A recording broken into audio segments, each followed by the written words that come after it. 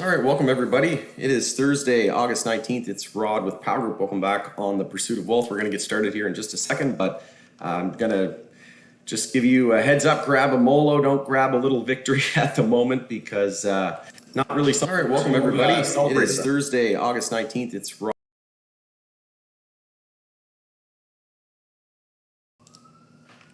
All right, looks like we had a little bit of feedback there, but going to get started here in about 1 minute. So like I said, grab your Molo, save the little victory for another time. This isn't really the time, so it's not really the occasion. So we're gonna jump into it here in a second, but not some good news that we were expecting. Obviously, dilution news coming out, and stock was down quite a bit here after hours. I was watching the chart after hours. And I've been watching it for the last few days. We've been expecting it in our group. So a couple of our, shout out to Danny in our group as well. We were discussing it, I think it was yesterday actually, that dilution could be coming soon. And now that explains why the share price has been dropping for the last several days and weeks, 12 weeks of pullback. So now we know why, and that's because the institutions were unloading knowing that this news was coming, but wouldn't be surprised if we were nearing a bottom very soon. And we'll look at the chart here in just a moment and what to expect in the days ahead and weeks ahead, in my opinion, on the stock and the market right now. So just before we jump in, smash the like, subscribe to the channel, give it another 30 seconds or so, and then we'll get started here with the news and the charts.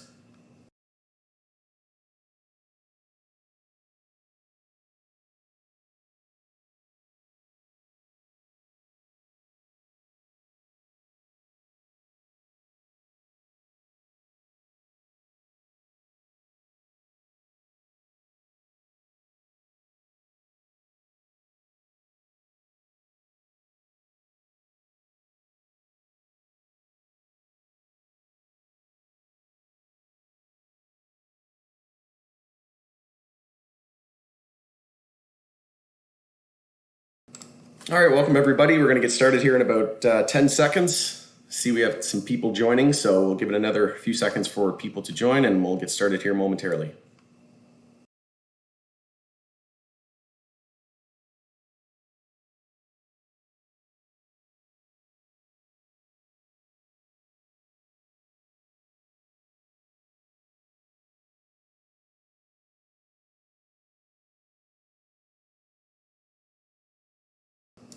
All right, hello everybody. Welcome back on the Pursuit of Wealth. So today is Thursday, August 19th. Going to jump right into it. So we have some news from HEXO Corp.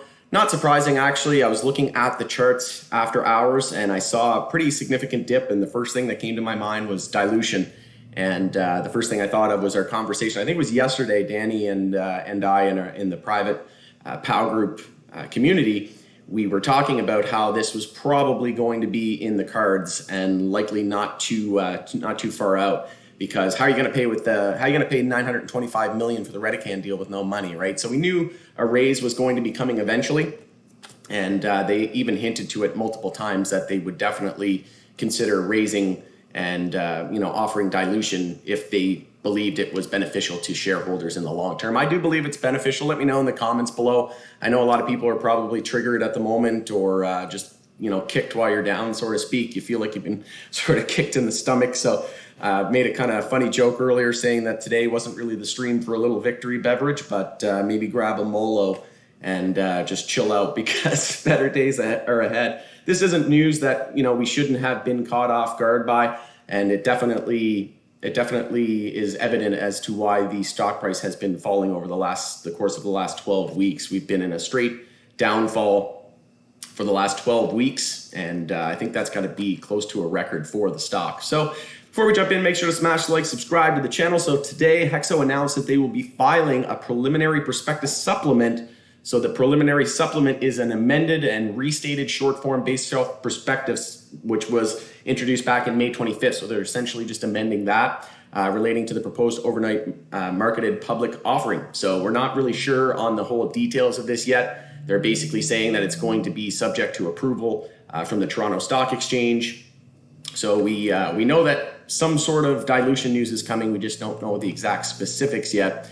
And like I said, stock, we had a daily bear flag as well. So you can see here that we had a daily bounce and we broke the high by about 2 pennies. It ended up being a daily bear flag. If we took the measured move. I was actually talking to Patrick, I believe it was, in Power Group yesterday as well. He said, what is the target of a potential daily bear flag if we do confirm one? And once we lost the low there at 331, that was the daily bear flag confirming, and the target was 290. And you can see where we are here after hours, sitting right at 290 USD. All prices mentioned will be in US dollars. Keep in mind that we do uplist to, well, not really uplist, I would consider it a migration to the Nasdaq. We're already on the NYSE, but going to be joining the rest of the peers. You can see that HEXO is really the only one left on the NYSE. So if we look at Aurora, Nasdaq, Cannabis, Nasdaq, Cron, Nasdaq, even SNDLs on the Nasdaq, right? So, and a lot of people are wondering what's the benefit or what's the difference? Is it good or bad that they're uplisting to the Nasdaq? I think it's good. They're joining the rest of their peers,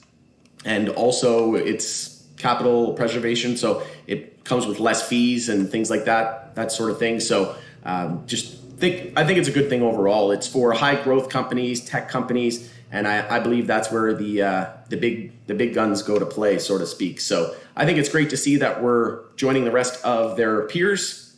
And like I said, we knew this was coming, this dilution news. We were looking at the chart on the daily time frame. It was a daily bear flag. It's perfect target down to 290 here.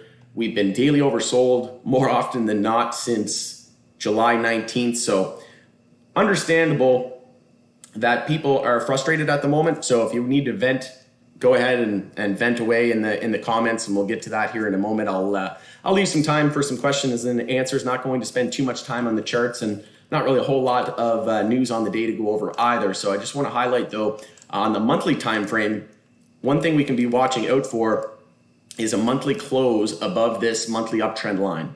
So you can see here, we're just looking for a monthly high or low here compared to the 52-week low at 232 USD. So if we were to close this monthly candle, we could even dip a little bit, right? We could dip down to maybe even 275. As long as we wick up and we have that lower wick, and we ultimately end up closing this monthly candle within 12 days. So we've got 12 days left of this monthly candle. And if we can see a monthly close above that, that would line up well. I also did a shout out to Power Group members that we have a weekly falling wedge.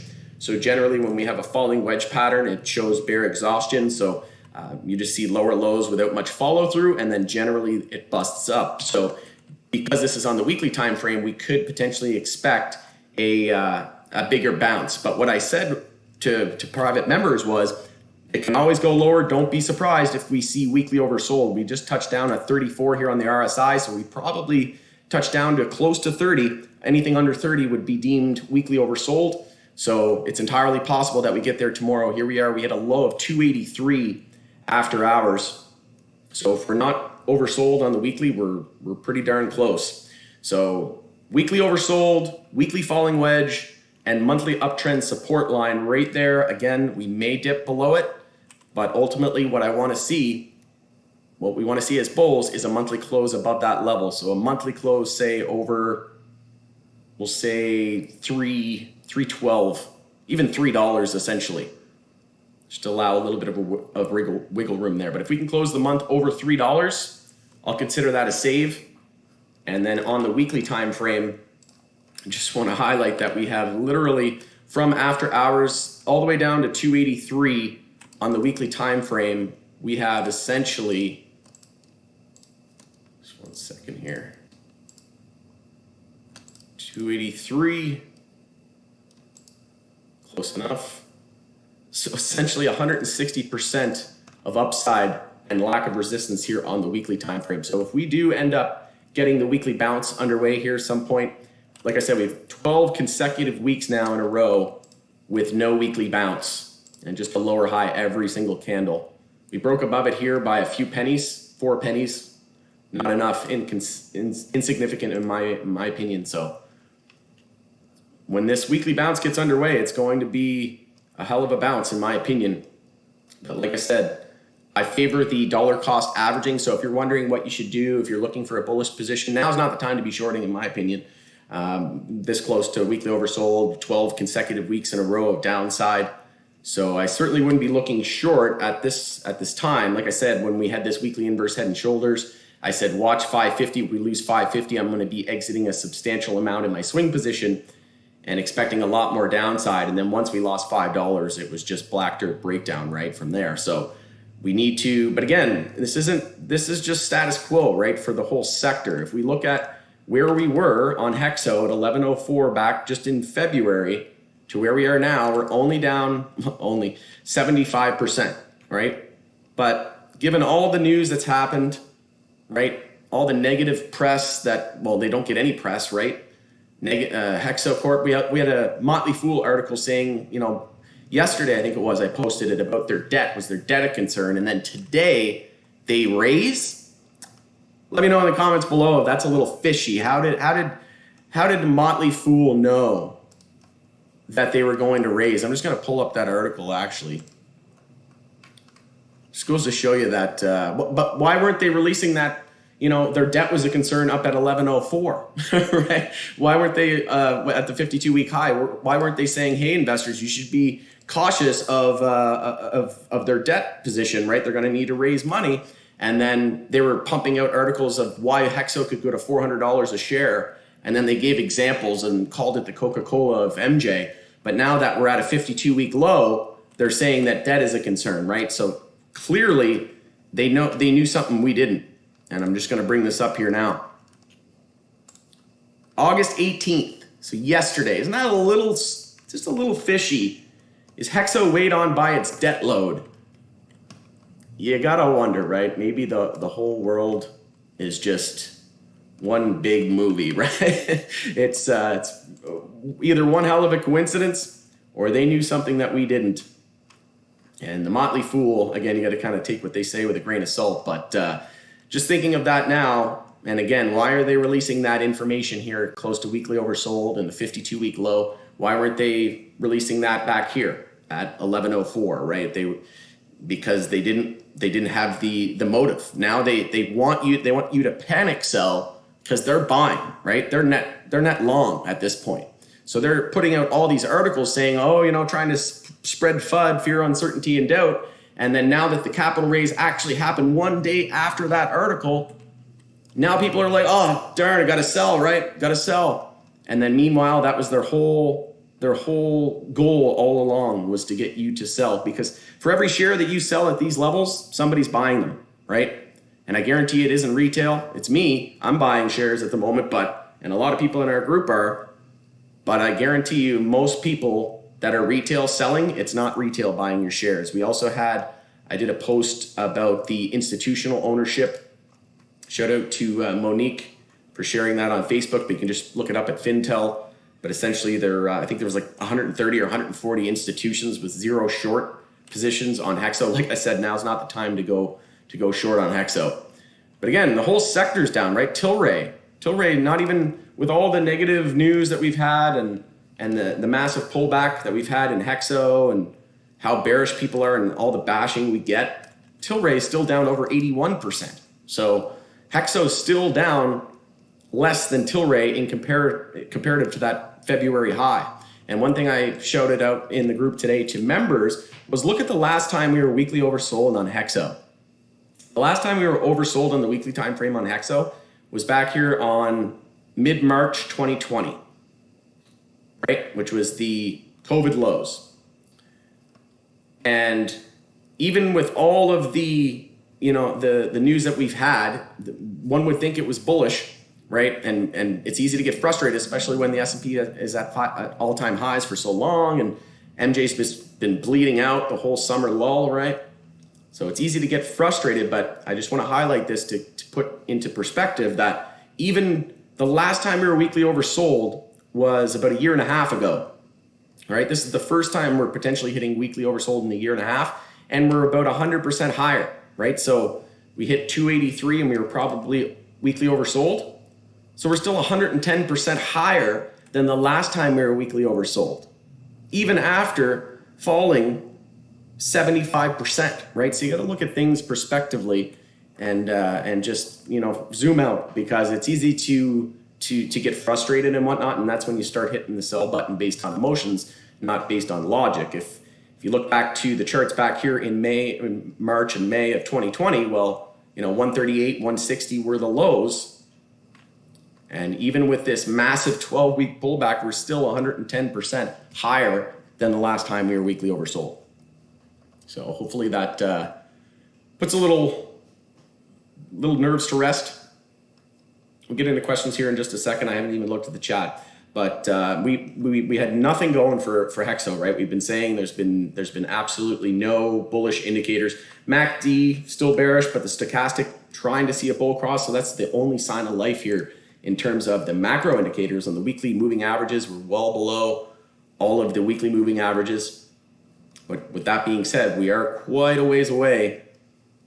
And if we do see a weekly bounce, wouldn't be surprised if we saw a bounce up to about the $5 area once this bounce does get going, because the longer we pull back, the bigger the bounce. And that's generally how I play it.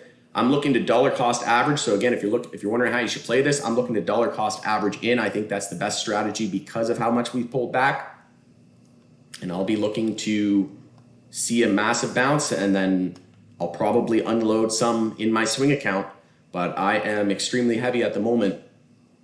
And if we see any kind of major red flags in the broader market, in the S&P 500, if we start monthly consolidation on the S&P 500, I'm going to unload a lot of HEXO in my swing account, and I will most likely short the S&P 500 at that point, because we are now going on almost 1 full year without the S&P 500 pulling back. So again, you need to ask yourself, what happens if the S&P 500 pulls back 5 or 10%? It's like, yeah, MJ's been kind of inverse correlated, right? When SPY's down, MJ's kind of been up lately. That's what a lot of people are saying.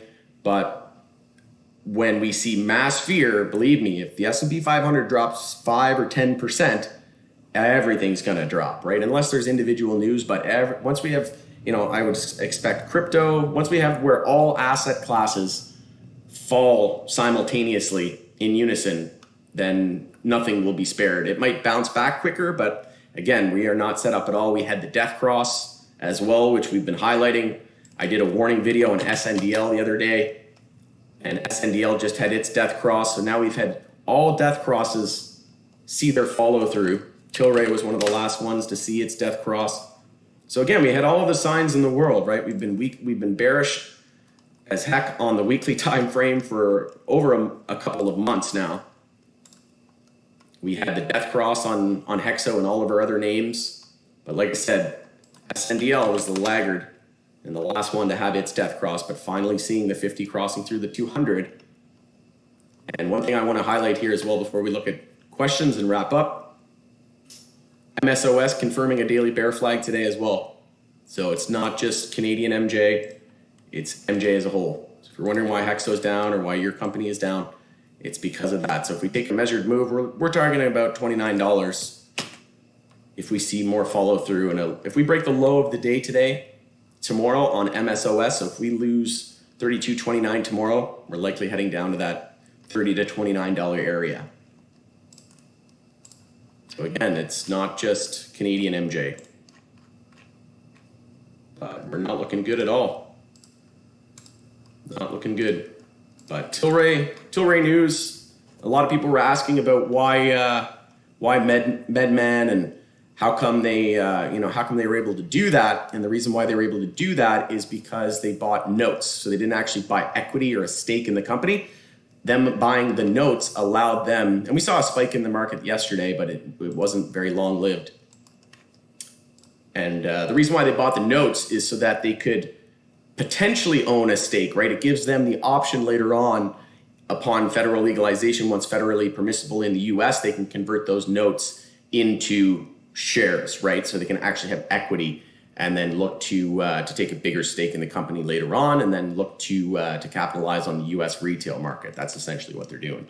But HEXO is completely different, right? That's why I'm saying LPs and MSOs all have a position in all of our portfolios. HEXO is doing a completely different strategy, and they're taking a lot of money to raise right now. But to accomplish great things, you need to raise money, right?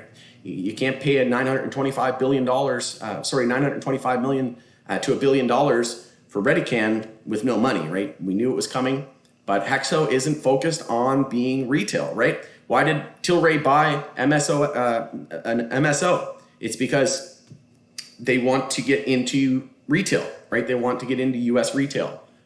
And HEXO isn't about that. HEXO wants to do white labeling. They're going to be selling their readies, their pre-rolls, and their gel caps into the US starting in January.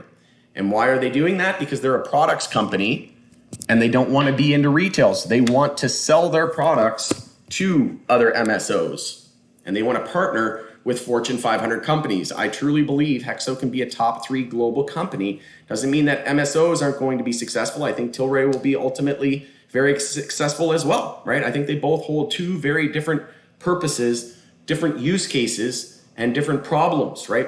HEXO is solving the CPG and the mass production and distribution problem. Tilray is solving the retail and just an international juggernaut, essentially. And I'll just pull up here real quick. I did a post before we jump into questions. Thought this was pretty cool. So go to the community page.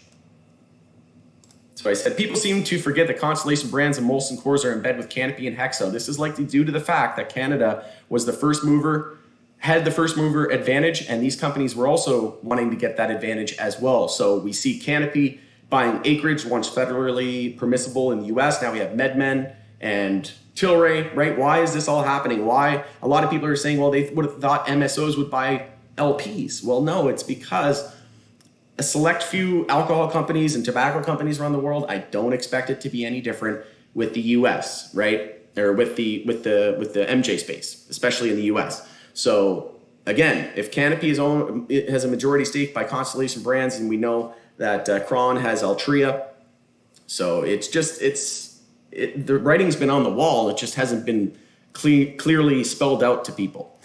So Canopy was also the industry leader by market cap. We have to remind ourselves that big alcohol is in the space now. There will be 5 to 10 elite cannabis companies, just like alcohol, right? So LPs are slowly turning into MSOs and international juggernauts. This is why I said for years that both MSOs and LPs will have a place in our portfolios. Will some LPs fail? Absolutely. And so will MSOs, right? So retail has place, like I said, the Scott Miracle Grows, right? And any of the hydroponics, retail grow your own type thing, that's cool too. Those will all have places in portfolios, but tribalism just doesn't have a place anywhere, right? And I made a joke there that the MSO gang reminds me of the new Bitcoin maxi troll, right? It doesn't matter what you tell them or all the truth in the world, but they just bury their head in the sand and they don't want to listen. So that to me does no good to anybody. It just creates friction. And when the market's down or when the market's up, the S&P 500 is at all-time highs and the sector's down, we shouldn't be trying to beat other people down, right? We should be working together. And like I said here, work together, uncover the truth and opportunities not yet recognized by the masses. For if it was, then said opportunity would likely hold a lot less upside potential, right? So, all right, let's look at some questions. We're still basing out here around 290, 289 after hours. Is HEXO doomed? Absolutely not. I do not think so for a second. Excuse me while I have a drink of Molo. Perfect timing. Hey, Jay. Perfect timing for the live stream, or not sure what you mean by that.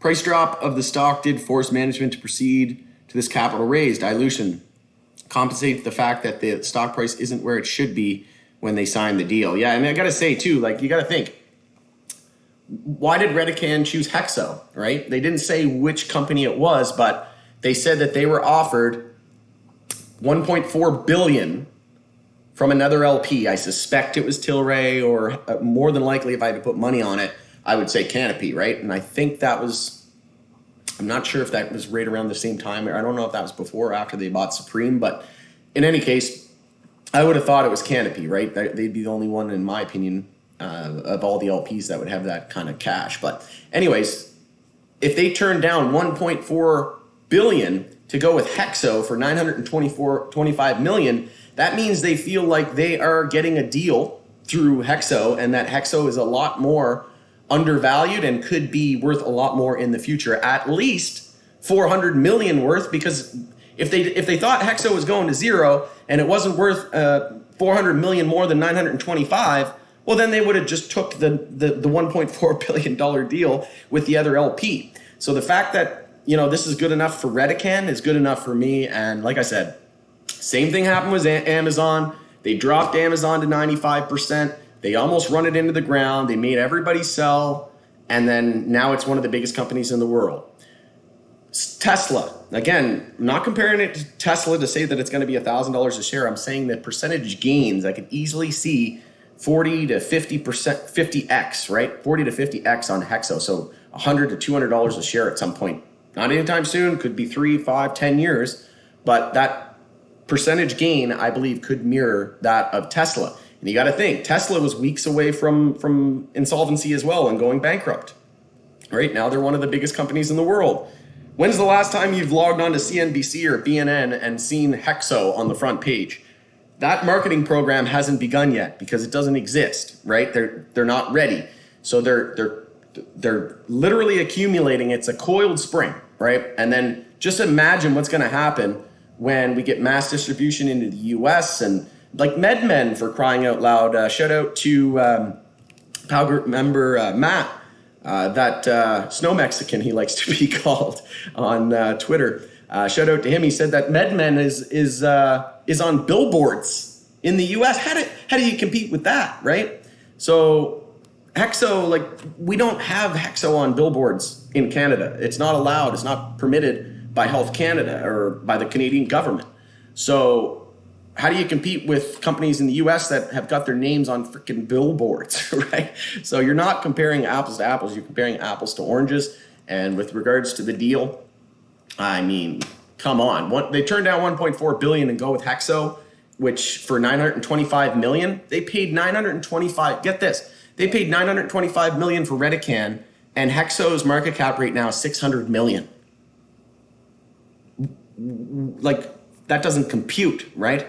The only way that makes sense to me is that the stock is being manipulated and they're playing their book. They're telling you not to buy HEXO. They're telling you, they're not publicizing it in the media, right? There's no mainstream media covering it. Just wait until every other day you turn on the news outlets, just like Tesla and Amazon, right? When they were hitting their prime. Wait until HEXO hits his prime and they're all ready to let it run. Once the cat is out of the hat, it's going to be a massive move. Ready to load up at $1. Yeah, pretty crazy, eh? Almost back to $1 after a 4-to-1 split. But like I said, uplisting to the Nasdaq on Monday. I wouldn't be surprised if we had a weekly bounce in the next week or two and target a bounce to around $455. Totally expected it this week. Yeah, I think, I can't remember who, I think it was in the HEXO investors group. Keegan posted it.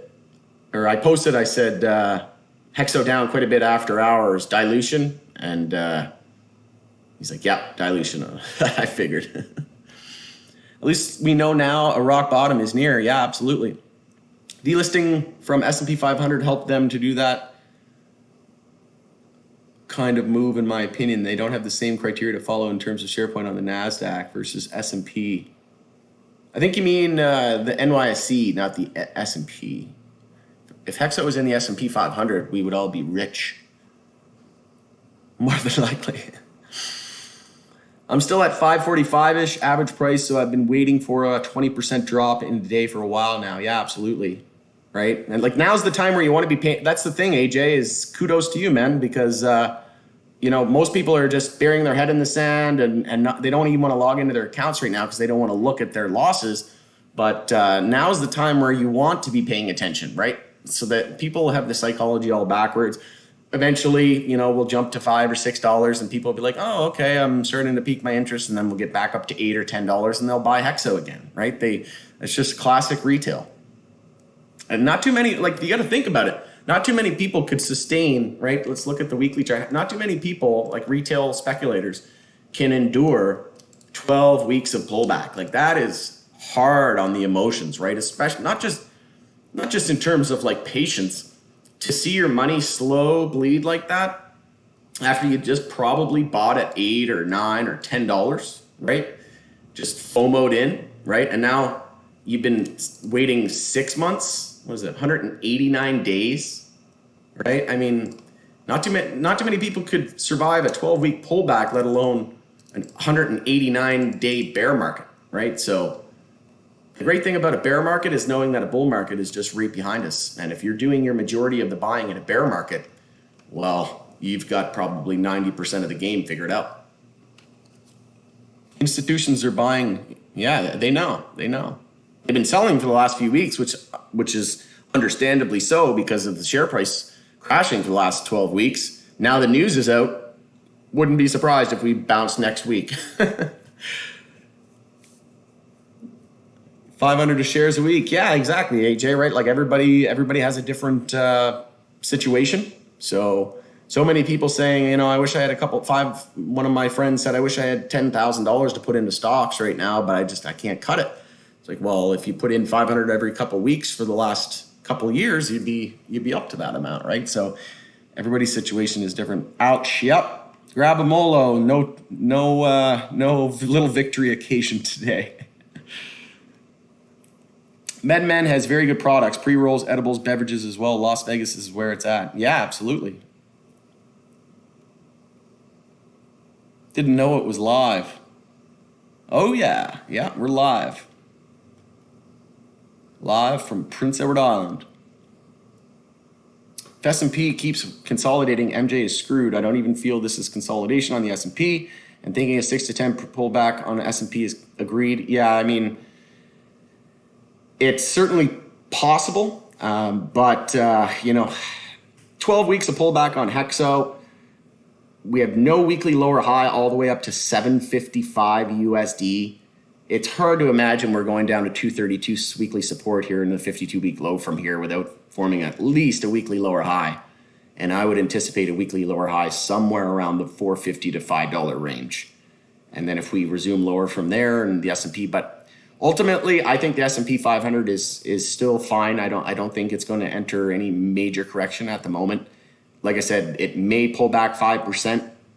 We could see a temporary pullback. But I mean, even if we pull back, let's just take a look at that's a great point. Let's just take a look at SPY.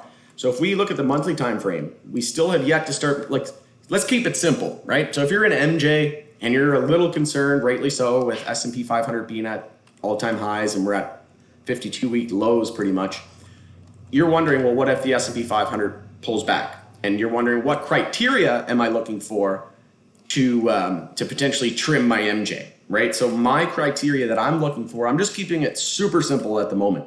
If we confirm a weekly downtrend, I will exit a significant portion of my MJ positions, and I will flip probably net short the S&P 500.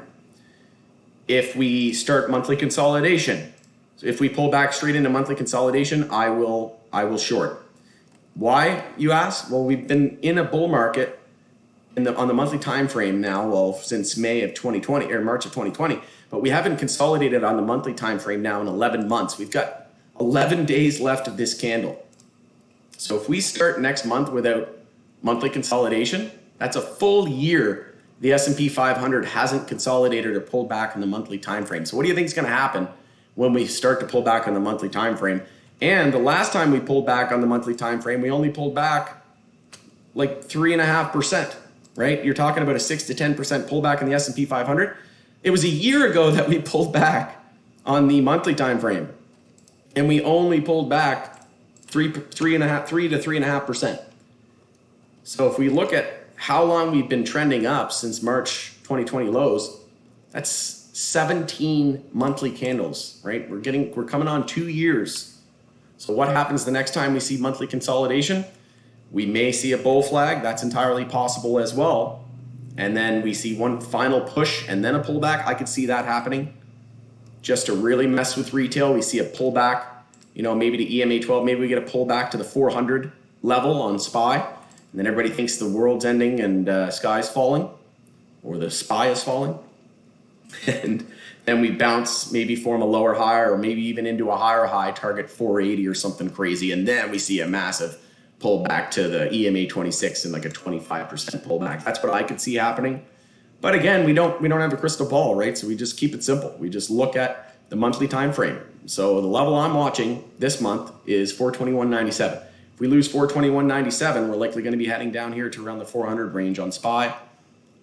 And then if we end up closing this month above the previous month, then we'll be looking at the low of this month, next month. So right now that's 436.10. So 436.10 holds from here for the next 12 days, then next month that'll be our new key level to watch, right? But unless SPY starts monthly consolidation, I'm not going to be, in absolute crisis mode in my MJ position. I'm not going to be looking. I'm still hedging with some SPXS, a little amount, but I will certainly load up the truck if we start to see monthly consolidation on SPY. And it's entirely possible, right? We could pull back into September, October. That's when we pulled back last time, was in September and October of last year. So history doesn't always repeat, but if it's anything similar, we could pull back into, and that's not usually the greatest month for stocks either. And then maybe we see a rally into the end of the year, Santa Claus rally. So that's possible. Right? We just don't know. We just need to, and that's the thing too, right? Your strategy on HEXO is going to be, everybody's going to have a different perspective, right? So I'm able to sit here, this is what I do all day long, and run Power Group, and I'm on the computer all day long, right? So just what I do. So I can look at these things constantly every few minutes and hours, and I don't have to do a whole lot, but I just constantly check on these small, simple steps and criteria, and then when I see that criteria has been met, then I'll change up my game plan. But not everybody can monitor. Maybe you're only a type of person that looks at the charts once a week, or looks at your account once a week, or maybe once a month, or maybe you find it hard to keep tabs on your account daily. Well, if that's the case, then you don't want to be trying to time the market. I mean, generally timing the market has never been good anyways. It's very, very hard to do, and frankly 99% of people will fail at it. But if you're a more passive style trader and investor, then maybe you want to take the dollar cost averaging approach, right? It's not a bad idea. We're getting close to the 52-week low on HEXO. We're getting close to weekly oversold. And I mean, if you've never traded or invested before in your life, if you just bring up the relative strength index, the RSI indicator, you can check out the links in this description on this video. There's a TradingView link that this is what I use, and you can sign up there and get it. You can use it for free, but they also have paid plans available as well. It gives you a little bit more features, but just this one indicator alone, if you know nothing about stocks and just bought when we were weekly oversold and then sold when we were weekly overbought, I mean, you'd win, right? But people can't do that, right? Because there's so many FUD articles, right? Think of this debt raise, and the Motley Fool article yesterday is giving people the heebie-jeebies, and now today we actually find out that there was raise, and they're like, oh my God, Motley Fool was right. They're not looking at the fact, well, why were they releasing that news now? Why weren't they telling us back then? Why weren't they giving us a notice back then? It's because they want you to panic. This is what they want you to do. Reminds me of it's that movie. This is what you're doing. This is what they want you to do. Turtle movie, whatever that was. Mysterious. I can't remember. Something mysterious. Anyway. Somebody help me out in the chat. All right, moving on. They know HEXO is going to be huge. I agree with the manipulation. Oh, absolutely. Absolutely it is. Why do you think they're not? Why aren't they? Why isn't anybody covering HEXO? Quite often, there'll be a HEXO article, and then it'll like shift to Canopy. And you're like, what did Canopy have to do with this, right? They just, got to switch this up. Can't talk about HEXO for too long. Do you feel the CPG partnership was waiting until after the offering and exchange? What are your thoughts on timelines? Yeah, so we know the deal is signed. Great question there, Rob. So we know the deal is signed, but it's likely an NDA, right? We likely have, HEXO is likely under a non-disclosure agreement, and both parties are likely not able to release the information until both parties sign off. So it might not have anything to do. Everybody's like, why isn't SSL going to the press release, and like, why doesn't he have a PR out stat, right?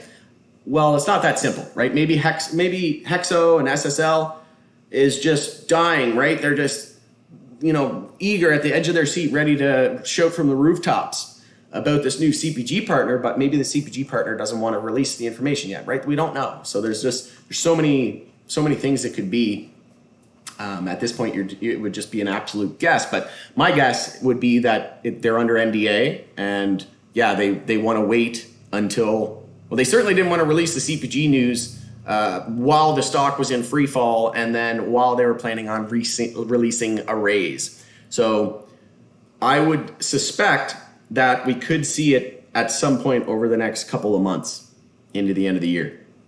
And we know that they're going to be doing a pilot and then looking to expand into the US over the next year. So if that were the case and they're doing a pilot soon in Quebec, that tells me that how long do pilots generally last? Well, a couple of months, right? So if they're piloting in Quebec to gain, some metadata, all that, just surveys and customer experiences and reviews, all that stuff.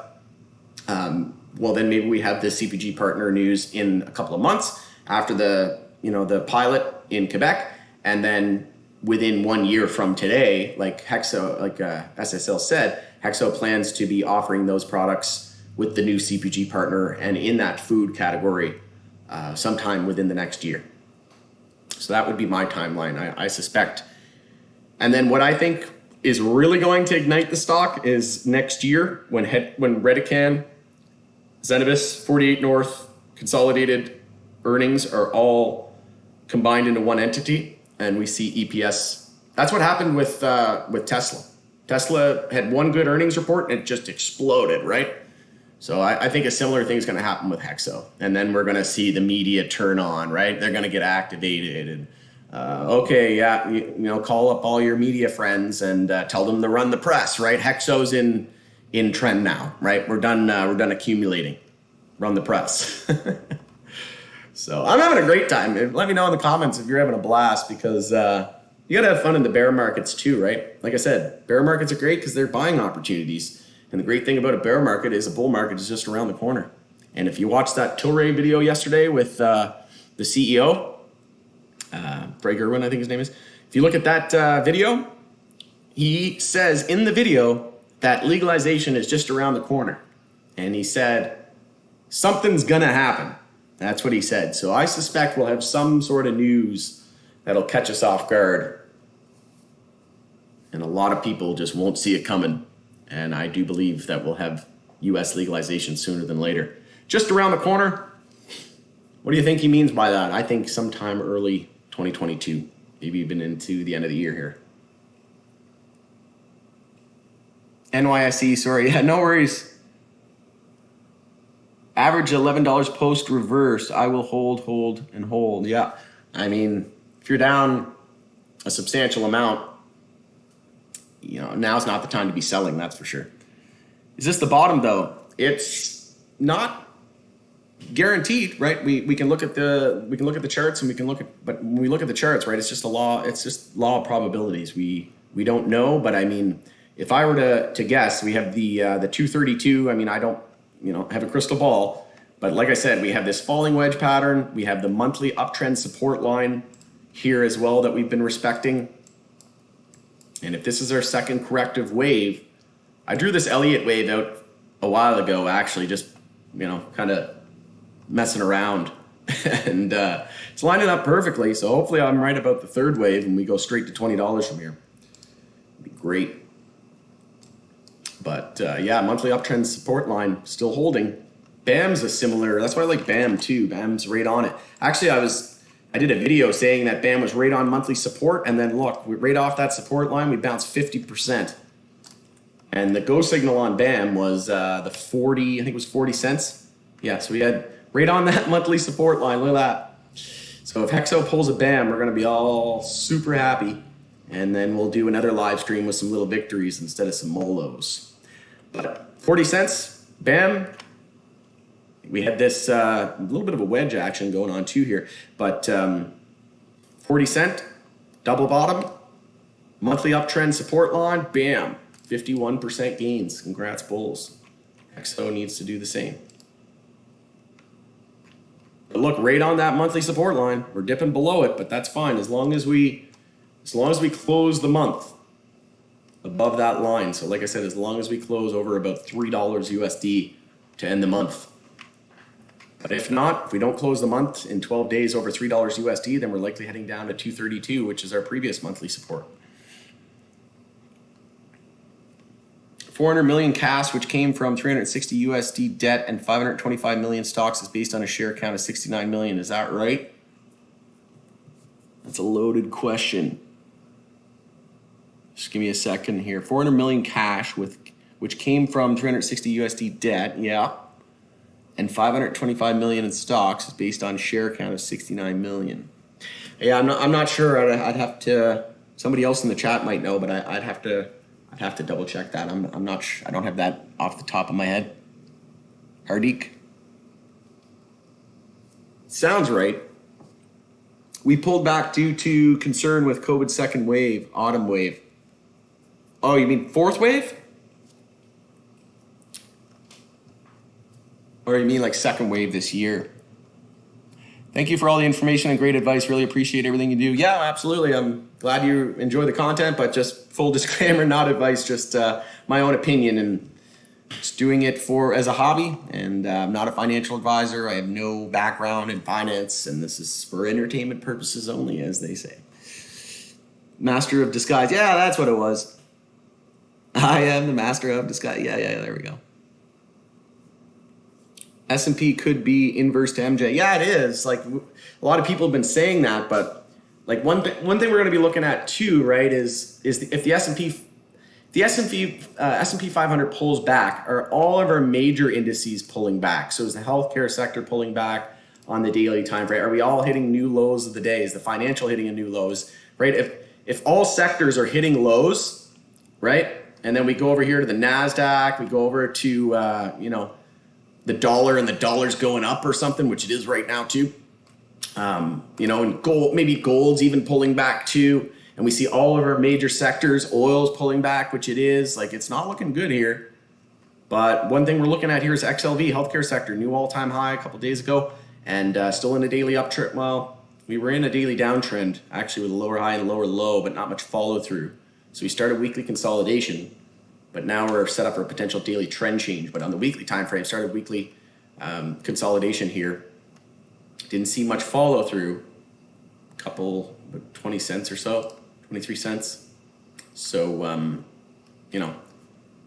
we're just fine, right? But like I said, if you're talking about that 5-10% pullback on the S&P 500, which we all know is going to come eventually, it's just a matter of when, not if. What we're going to be looking for, in my opinion, what will dictate me selling a lot of my HEXO shares in my swing account. Like right now, I'm basically all in on HEXO. Like I've maxed out my TFSA, my RSPs. So I bought some in my cash account, and I actually sold a property in real estate, and it closes at the end of September. So if HEXO is still at these prices, I'm kind of hoping it goes lower, to be honest with you. And I'll be looking for places to park some money, and I welcome the tank, as it were. But XLV, like I said, very, very strong. So as long as like XLF is pulling back, XLE is pulling back, XHB is pulling back, home builders ETF, biotech's weak, gold and silver has been weak, but it's been bouncing the last few days, right? Oil's weak, SMH, QQQ, all, break into daily consolidation. But the thing is, XLV, no major red flags. And if we have all sectors, so let's say tomorrow, all of our major sectors at the low of the day, then fear is likely going to pick up. And then we can even look at crypto. Is crypto pulling back, right? And that's another thing as well. Like if we see mass fear, right? There's different stages of fear and different tiers of fear, if you will. There's mass fear, which is when all assets, like in COVID dump of March 2020, when gold dipped, everything dipped, right? And the dollar shot up like crazy, right? Everything, crypto dipped, MJ dipped, all stocks dipped. So that would be mass fear, right? That's what I'm talking about when all sectors are at their low, crypto's dropping. But if SPY's pulling back and crypto's just fine and XLV is busting to a new high, and then a few of our sectors are busting to new lows and seeing substantial downside, and then a few are seeing flat or seeing upside, then we know we're not going to see that mass fear, and we're likely not going to see that seep into the MJ space. But if we see all of our sectors, all asset classes going to new lows and the down 5, 10 double digits, then we can expect that in MJ. But for now, that inverse correlation is 100% accurate, I do believe, because we're seeing rotation going on, right? It's just been the name of the game for the last year or so. Rotation, rotation, rotation. So basically dilution is for 100 million something on 700 mil.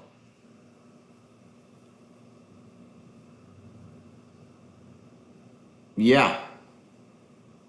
believe so. I'd have to check that. I'm all in on HEXO, putting around 10K in by the end of the year. My goal is to hit over 50K with this company. Absolutely.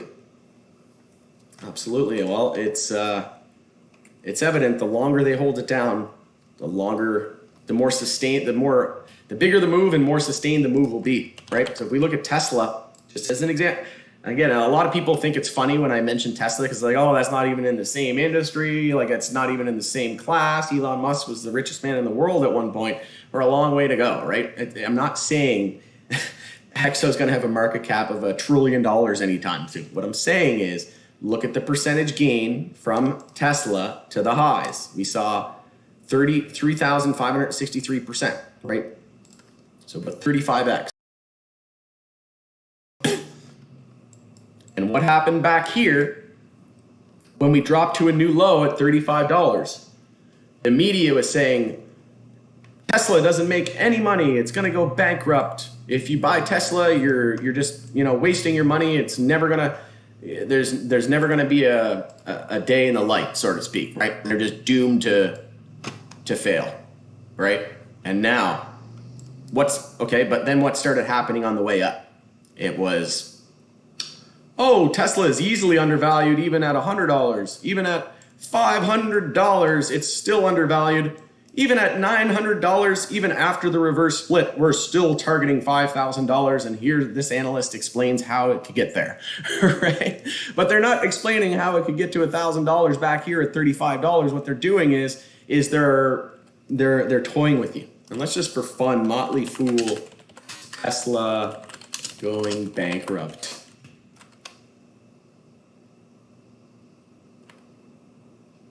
Anyway.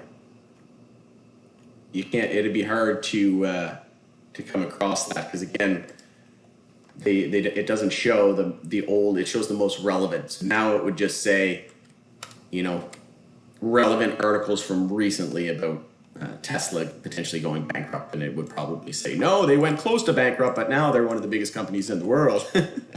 But yeah, I could find it if I went fishing for it. But I remember like it was yesterday, telling everybody back here, before the split, around $100, $200 a share. I said Tesla, even at $200 a share, pre-split, was a steal. And so many people saying, I don't know, I think it's going to go lower. And, and then a lot of people saying, oh, they're not even going to see the light of day in a couple of years. They're going bankrupt. And then now it's just been the Bitcoin of the electric vehicle space. And the same thing happened with Bitcoin. JP Morgan literally telling its employees that it would fire anybody who traded Bitcoin in their company. So if any of their traders bought Bitcoin, he would fire them. And it was proven later on that JP Morgan was buying Bitcoin at that time. So it's called playing your book. Sad this lost 420 for sentimental reasons, but it's the market's fault, isn't it? Yeah, pretty much. Pretty much. All right, if anybody has any other remaining questions, now's the time to post that in. Gonna wrap it up. Closing in on 1 hour. Just take a look at the price here now after hours. So again, I'm having a blast, right? Like the bear market. The bear market is terrible when you buy at the top, though, right? So if you bought like anywhere in these levels, right? Like anywhere, I don't know, anywhere like around here, right? Or like to the top, right? Obviously, you're just like, man, right? What are you doing, HEXO? Even if you bought at like $6, you're 50. So you put 10 grand in at $6, you're now down to 5, right? That hurts. It's not easy, right? But you can't make decisions. Nothing has changed fundamentally. We knew the raise was coming. And in fact, I would say that the fundamentals are stronger than they've ever been, right? Nothing has changed fundamentally in a negative way is what I mean. Things have changed a lot fundamentally, but for the good, but the share price isn't reflective of that. Because the market should be forward looking. And I guarantee you that there's a reason why we have a ton of institutions buying, and a lot of them are long. Like I don't think there was one short position on the institutions there from Fintel. So what does that go to show? Number one in flower, number one in beverages, number one in hash, number one in pre-rolls. Yep. We'll split highway robbery. Yeah, I mean, and then Ready's entering into the U.S. come January with gel caps. We have numbers coming from trusts on Molson Coors' next quarterly report. And then we can expect more U.S. states expansion for the trusts joint venture. And then we have the new CPG partner selling CBD, hemp CBD, all over the U.S. and all over Canada. And keep in mind, Quebec doesn't even have edibles permitted yet, right? So completely untapped market. And like, it's just not the same. People are saying, you know, the MSOs, they're the leaders. Well, you don't see Canadian companies listing their name, their brand on a billboard driving down the highway. MedMen in the US has a MedMen billboard, right? Like, how do you compete with that? In Las Vegas, it's everywhere, right? It's just not the same. We've got limitations. Quebec doesn't even have edibles yet, like the States. Yeah, not everywhere in the States is legal, but everywhere that it is legal, they've had edibles for forever, right? And I'm going to Colorado here in a couple months, October 16th, going to Colorado. So I'm going to stop in, grab some CBD Truss beverages from the liquor store down there. And going to get some BAM products, Body and Mind, when I go to Las Vegas and anywhere in between. We'll take a look at a bunch of other products. But probably going to end up like that kid when you get home from Halloween. Might even do a video. I think that'd be pretty funny. Just get like a garbage bag and put all these weed products in there and then do a video and act like a kid on Halloween. Sit in the living room and unbox it all. Just have to be careful if there's any beverages in there. Yeah, looking forward to it, all right? Redecan rejected, yeah, I think it was 1.4 billion offer, but close enough. And we'll buy shares at like 750. Yeah, I mean, that says it all, right? That is enough for me right there. We know that big alcohol and big tobacco is going to dominate this industry. It's already happening. Crown is owned has a major stake from Altria, and we've got a major stake in Canopy from Constellation Brands. We've got HEXO and Molson Coors, and Redecan was actually, that technology from the Reddies came from the fourth largest tobacco company in the world. We're literally talking big alcohol and big tobacco. So big tobacco owns Redecan and the technology behind that. The fourth largest tobacco company in the world owns the technology, was responsible for that technology that came out of Redecan, which is now being transported and set up in the US, and the infrastructure is being built into the US. And then once they federally are able, they will be able to hit mass distribution. They'll already have the foundation laid. I'm telling you, there's going to be 5 to 10 big alcohol and tobacco companies that own this industry. Yes, they will try to allow retail to be just like privatized, right? Like there is in Alberta and some parts of the country. In Canada, I don't know how it is exactly in the US. I'm not from there, but in Canada, it's somewhat privatized, right? So it's not all government. So I think where the mom and pop shops are going to be is going to be in retail. But HEXO is going to dominate the global scale, right? They're going to be on the global podium as a top 3 powerhouse. I see a reverse split again. No, I highly doubt it. I highly doubt it. Plus, they're going to the Nasdaq. SNDL was at like, what? They're on the Nasdaq. So let's just use them as a, what are they down to? 13, yeah, like 13 cents. So, yeah, I'm not worried about reverse split. MSOS and MJUS. Yeah, MSOS, I did that earlier. It's a daily bear flag confirming. So if confirmed, we're looking at about $30 to $29 on the low end. We are daily oversold, and we're not quite weekly oversold yet. So could see that daily bear flag follow through, target around the $29, hit weekly oversold. Really not interested in MSOS unless we hit weekly oversold. If you're really conservative, maybe you're waiting for a daily uptrend to confirm, or if you're the most conservative type trader, maybe you're waiting for a weekly uptrend to confirm, which would indicate monthly higher lows being set and likely indicate a lot more upside on the monthly time frame. So you just have to establish which one are you, right? Are you aggressive? I'm super aggressive, so I'm dollar cost averaging in. If you're less aggressive, you might try to play off a support level like or a weekly oversold or something like that. But I'm dollar cost averaging in. But keep in mind, I was exiting back here. Sorry, I was exiting. Not MSOS. Like for example, with HEXO. Like I was exiting back here at like $7 and $8, and now I'm buying back in at HEXO. I'm not buying any MSOS at the moment because of, like I said, I think HEXO's got a lot more fundamental background at the moment and a lack of resistance really up to 755. So once we do get this weekly bounce, that's like 160% of upside potential. So I can see a massive bounce coming from HEXO once it gets the weekly bounce going.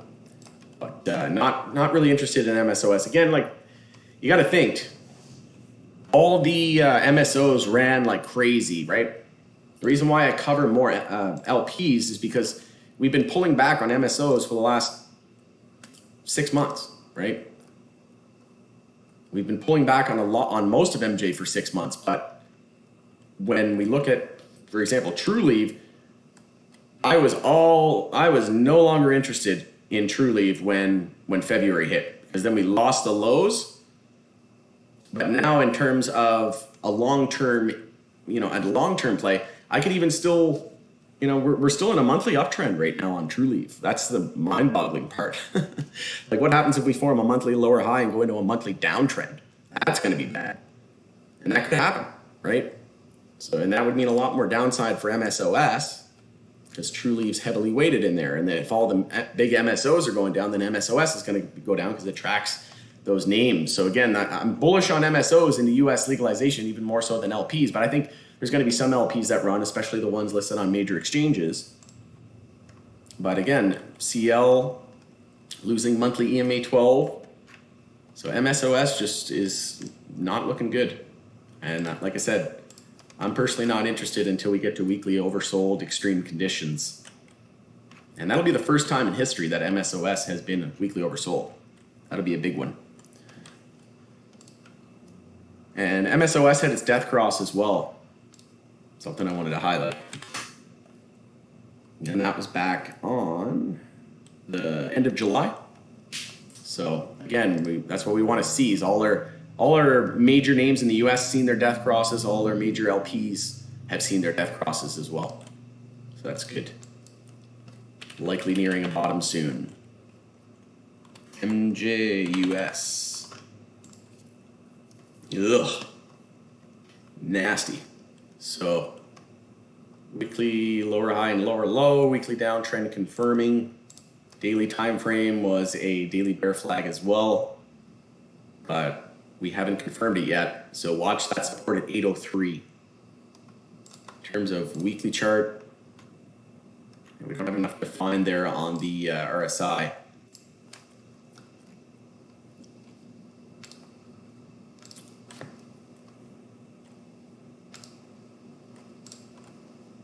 Yeah, just watch that daily bear flag. If we confirm the bear flag with a loss of that $8 area, we could be targeting the $7 area. Up 10% here after hour though. It's saying here up 889.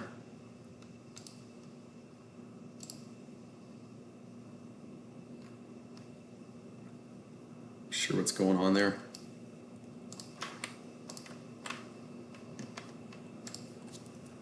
All right, sounds like a blast. Cannot wait for the unboxing video. You bet. Me either. We talked lots about the monthly and weekly support and resistance lines. Can you go over the daily, please? Yep. So HEXO on the daily, I'm watching the EMA 12. So EMA 12 here, this yellow line, it's just been a complete brick wall since we lost that, since the gap here at 649. I guess technically gap is at 645. So we're looking at 70 days in a row that we've been rejecting at EMA 12. So again, if you want to keep it simple, maybe you're a less aggressive bull, but you're still somewhat aggressive, and you don't want to wait for a weekly trend change, because then by then the stock price might be at $5, $6. But you want to get in sooner rather than later, but you also want to wait for a major momentum shift. Well, a major momentum shift would be a daily candle close above EMA 12 there, which is sitting at 705. Or sorry, yeah, 705. No, that's not making any sense. What's going on here? Oh, I see. It's going off of, yeah, 705. 361.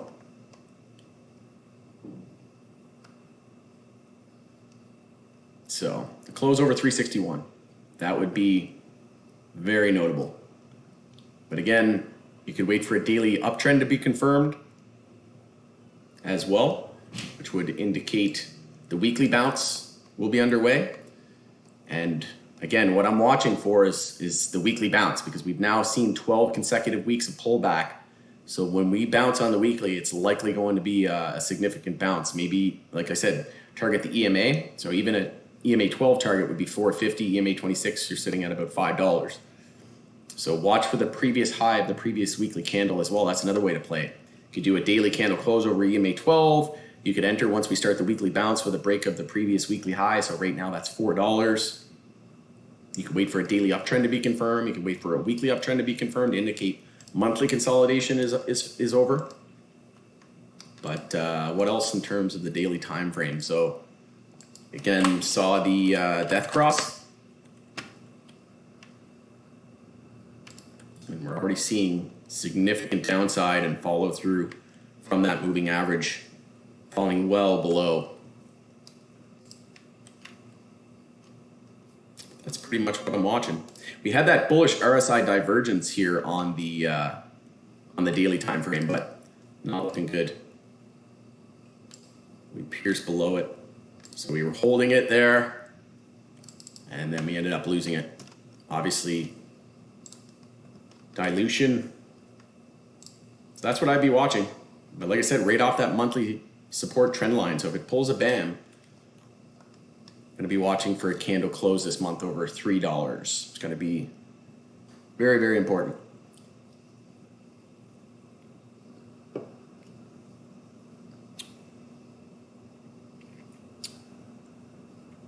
What about MJUS? Yeah, I think I covered that one, didn't I? Quentin Simmons. Yeah, I think I covered that one. Unless you meant the. Did you mean the death cross? MJUS. Yeah, there's not enough data defined there on MJUS, so it hasn't been defined yet. Just lack of trading history. All right, we're just finishing up a heat wave here and had to close all the windows and doors to live near the highway at the moment. And I had to close all the windows and doors, and I'm just cooking. All right, not seeing any other questions at the moment. So thanks for joining us again on the Pursuit of Wealth, everybody. And see, we have quite a few people on here today. So I know, kudos to you for being on here. And now's the time when most people, you know, they're reluctant to even log on to their account, and they're not really paying attention. But now's the time where we want to be paying attention the most. And yeah, like I said, not surprising. We knew dilution was going to come eventually.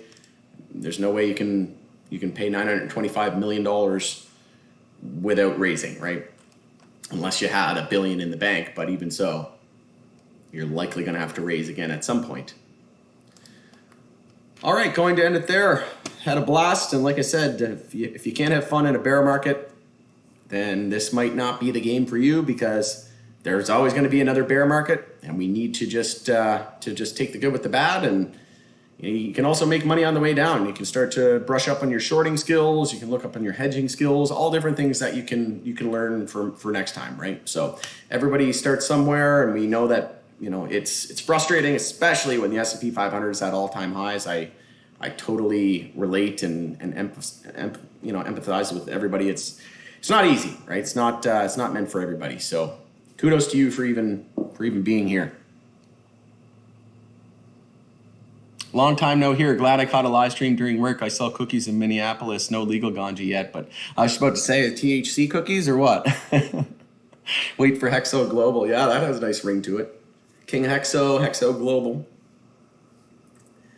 Have a great weekend. Yeah, and I'm going to be starting my weekend today actually, so won't be doing a video tomorrow. In case everybody was wondering as well, I'm changing up the video format just a little bit. Just haven't been getting that much engagement and just spending a little bit more time on the private PAL group community and helping members out a little bit, just because I know a lot of the YouTube crowd has been pretty much non-existent. So just trying to focus a little bit more on the summer, enjoying the summer, and also taking the time off as well. You got to look after number one too, right? It's not good to be stressing out all the time looking at the computer. It's not good in your eyes. It's not good on your health. So get outside, do some golfing, whatever it is that you do. Hit the beach, swim, whatever it is that you're doing. Get some activity and enjoy the rest of the summer. All right, have a great weekend, folks. Thanks again for joining us in the Pursuit of Wealth for a HEXO Dilution news update, and we'll see you on the next one.